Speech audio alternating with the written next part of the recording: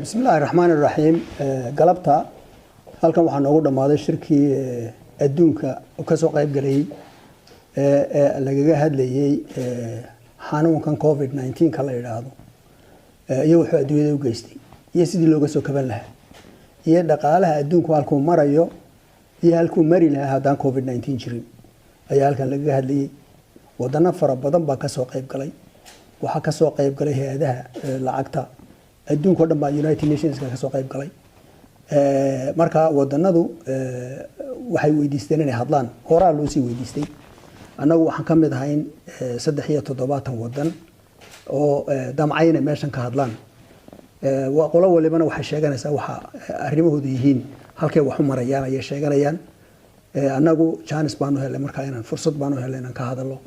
oo aan ka hadalno halka wadankeenu marayo halku ka yimi halku ku socdo iyo COVID-19 dhibaatada inagu hayso dhinaca dhaqaalaha gaar ahaan dhinaca dhaqaalaha inagu hayso waxa halkan laga wada hadlayo la isku wada raacay weeyaan waxa weeyaan in adduunyadu ay lacag meel dhigto lacagta ay meesha dhigaysana dalalka liita ee Soomaaliya ka mid tahay iyo xataa kuwa dhexda ku jiraba lacag ay iskaga celiyaan dhibaatada COVID-19 oo la leeyahay COVID-19 oo la leeyahay dhaqaalihiina hoos baa u dhigtay cost-na way keentay lacag la iskaga celiyo dawooyin lagu soo iibsado dhakhtarada dadka lagu dhigo caafimaadka laga shaqeeyo labada umurood baa dadku halkan isku raaceen in fund special loo sameeyo Assalamu alaykum wa rahmatullahi. We're going to move on now to Somalia, and I'm delighted that joining us is His Excellency Abdurrahman Bali, Minister of Finance. Welcome. Madam Moderator, Excellencies, ladies and gentlemen, it's a great honor for me to be here participating in this very important meeting, a meeting of the finance ministers and other key stakeholders on the future of financing global development.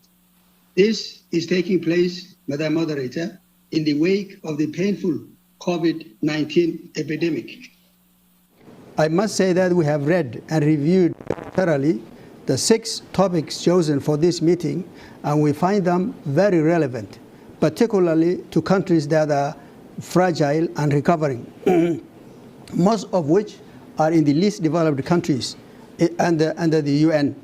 I have to say also that my short intervention is guided by the specific circumstances that Somalia finds itself, a country that has had its own share of problems for the last 30 years, and a country that is just trying to find its feet to become a normal country again.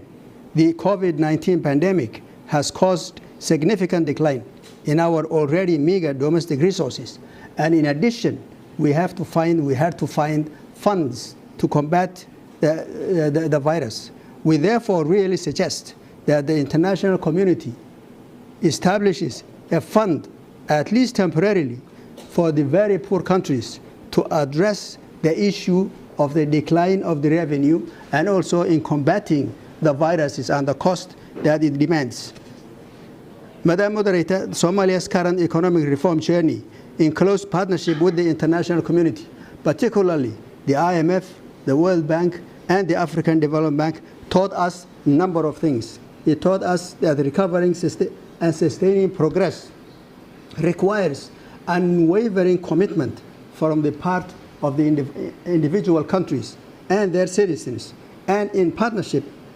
with the international community to find the discipline necessary to achieving fiscal sustainability. In an economically challenged country like Somalia, with limited resources, effecting far-reaching reforms are easier said than done. Indeed, let me underline this, that without commitment to a roadmap with stringent rules and regulations and